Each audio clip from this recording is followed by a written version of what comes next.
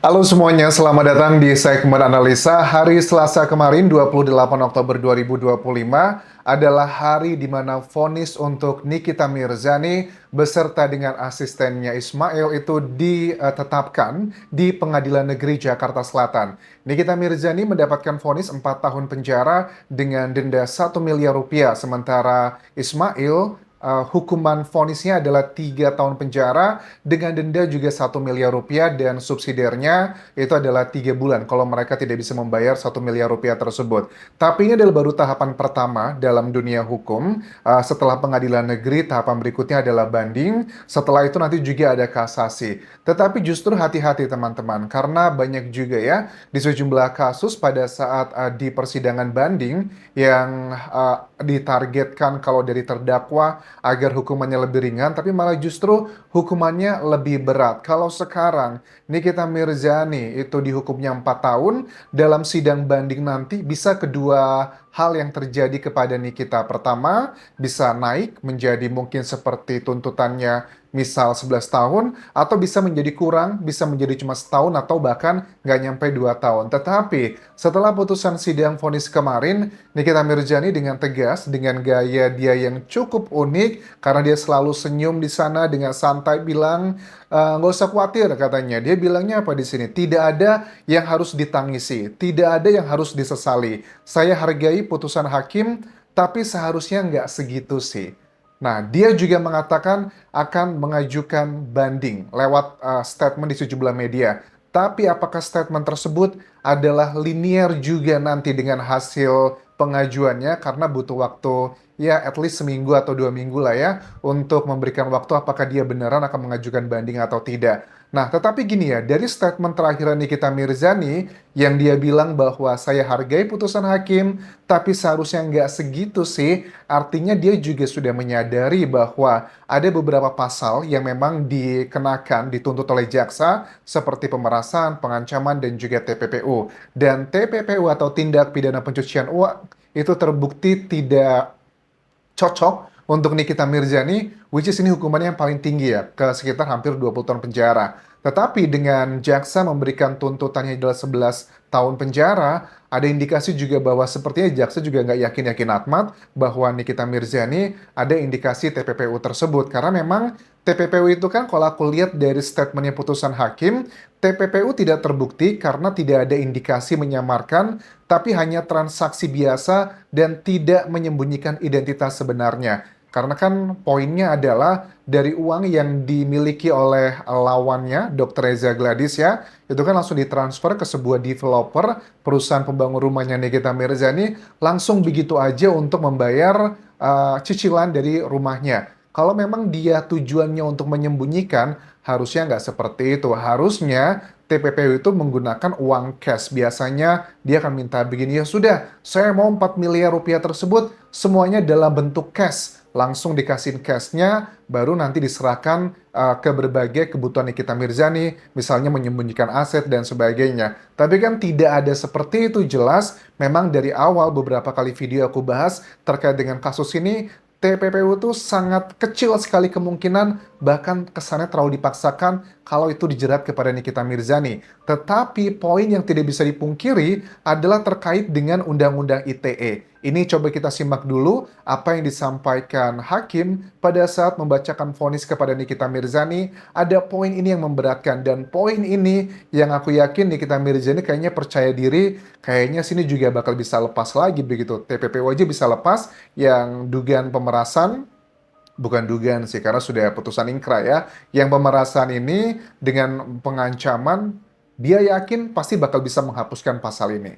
Atas terbukti secara sah dan meyakinkan bersalah melakukan tindak pidana turut serta melakukan perbuatan dengan sengaja dan tanpa hak mendistribusikan dan atau mentransmisikan informasi elektronik dan atau dokumen elektronik dengan maksud untuk menguntungkan diri sendiri atau orang lain secara melawan hukum, dengan ancaman pencemaran atau dengan ancaman akan membuka rahasia, memaksa orang supaya memberikan suatu barang yang sebagian atau seluruhnya milik orang tersebut atau milik orang lain sebagaimana dalam dakwaan pertama alternatif ke-1 penuntut umum. Nah, itu adalah salah satu yang memang cukup memberatkan Nikita Mirzani karena ada pengertian pasal yang aku lihat di sini kan selain pasal TPPU yang sudah tidak terbukti, ada dugaan yang awalnya disampaikan jaksa pemerasan dengan ancaman mencemarkan nama baik di pasal 54 ayat 10, jungto pasal 27B ayat 2 Undang-Undang ITE atau jungto juga pasal 55 ayat 1 KUHP. Karena dari hakim itu kan pasti akan mencocokkan antara perbuatan terdakwa dengan deskripsi kata-kata yang ada dalam pasal-pasal tersebut. Apakah dalam deskripsi pasal tersebut ada ancaman misalnya mencemarkan nama baik? Ya, ini interpretasinya Dr. Reza Gladys memang mengaku seperti itu. Katanya kalau dia nggak ngasih uang 4 miliar rupiah tersebut, nanti namanya akan dijelekkan, produknya akan di ABCD-kan, makanya dia mau ngasih uang. Tetapi di sisi yang lain adalah common sense-nya masyarakat, karena ada yang pro dan kontra dengan vonis dari hakim 4 tahun ini ya. Ada yang pro, ada yang kontra. Yang kontra juga berpikir begini, oke lah, anggap saja Nikita Mirzani salah begitu terkait dengan katanya mau mencemarkan nama baik Dr. Reza Gladys, karena dengan hal tersebut katanya overclaim lah, atau ya menggunakan produk atau barang yang diproduksi oleh Dr. Reza Gladys katanya tidak ada izin dari BPOM-nya. Nah, kalaupun seandainya yang disampaikan itu adalah betul oleh Nikita Mirzani, bukankah itu adalah bagian dari pelanggaran juga secara pidana? Tetapi ini juga menjadi salah satu poin yang aku lihat pada saat Nikita Mirzani, kuasa hukumnya dan juga Ismail yang mengatakan bahwa, nah kan buktinya dengan TPPU tersebut sudah dikatakan tidak terbukti, kami akan siap-siap membuat laporan baru. Nah, laporan baru ini apa nih maksudnya? Apakah dalam dunia hukum pada saat seseorang itu sudah masuk ke persidangan ya, dituduhkan dengan beberapa pasal. Nah, pasal-pasal yang tidak terbukti ini apakah bisa kayak efeknya berputar balik kepada orang yang melaporkan? Karena agak sulit ya, kalau ini tahapannya masih dalam tahapan kepolisian, seseorang nih ngelaporin, ngebuat report terkait dengan Nikita Mirzani misalnya, kemudiannya laporannya ditolak oleh penyidik. Nah, kalau itu masih bisa dilakukan proses hukum. Tetapi kalau sudah masuk ke dalam proses persidangan, apakah pasal yang tidak terbukti oleh vonis hakim itu sudah otomatis akan menyerang balik orang yang melaporkannya? Please enlighten me terkait dengan hal ini. Nah, kemudian juga dari beberapa hal yang Nikita Mirzani sampaikan di sini bahwa terkait dengan katanya kan awal dikatakan kalau memang produk Dr. Reza Gladys tidak ada hal-hal yang indikasi melanggar aturan BPOM atau aturan negara Indonesia, kenapa dia harus memberikan uang tersebut kalau memang dia nggak merasa bersalah? Ya, alibi dari kuasa hukumnya Dr. Reza Gladys bilang bahwa bukan tentang produknya melanggar hukum atau tidak, tapi karena dia itu terus diserang lewat sosial media, terutama dari sosial media miliknya Nikita Mirzani. Lanjut lagi apa yang disampaikan hakim pada saat membacakan putusan yang 4 tahun penjara tersebut.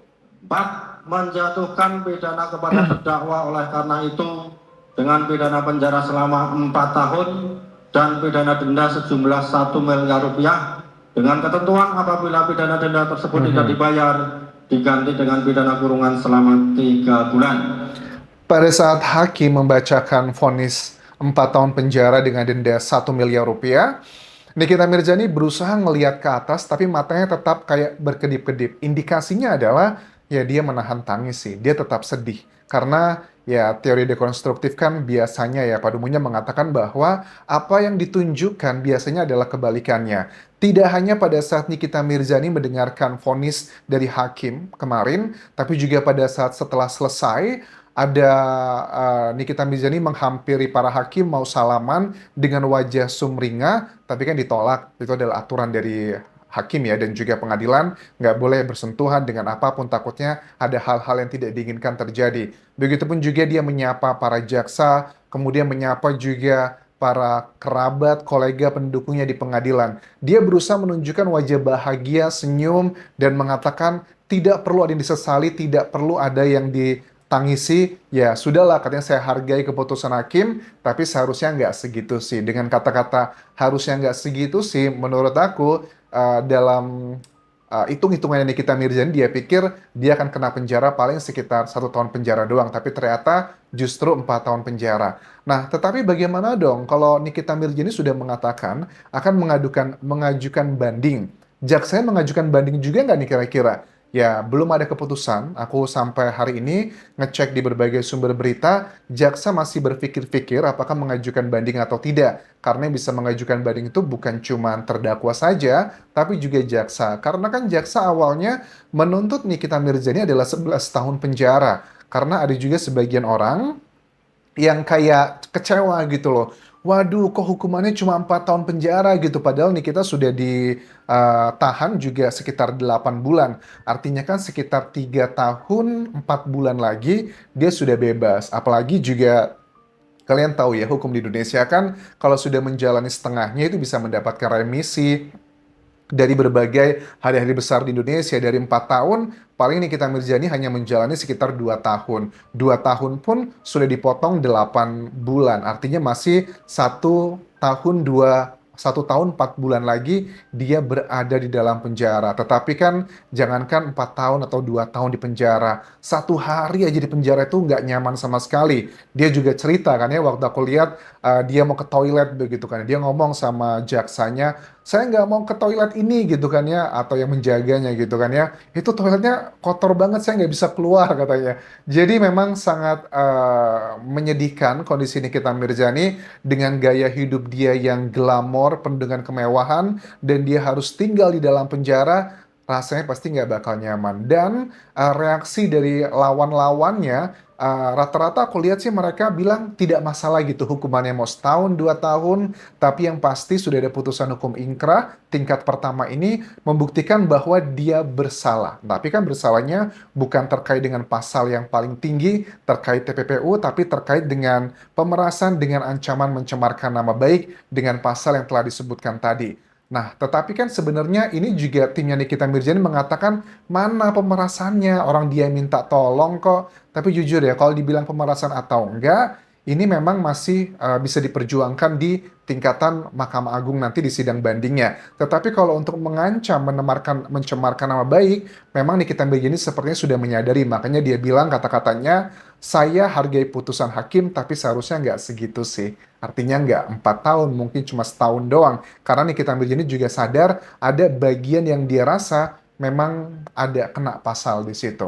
Sementara itu bisa aku update mengenai kasus dari Nikita Mirzani. Kita lihat nanti apakah hasil bandingnya akan memberikan hukuman yang lebih ringan atau justru malah lebih tinggi untuk Nikita Mirzani. Terima kasih sudah menonton, tinggalkan like dan juga komen, subscribe channel YouTube ini, follow Instagram, Facebook pageku dan juga akun TikTok di Anjas Sasmara. Sampai jumpa.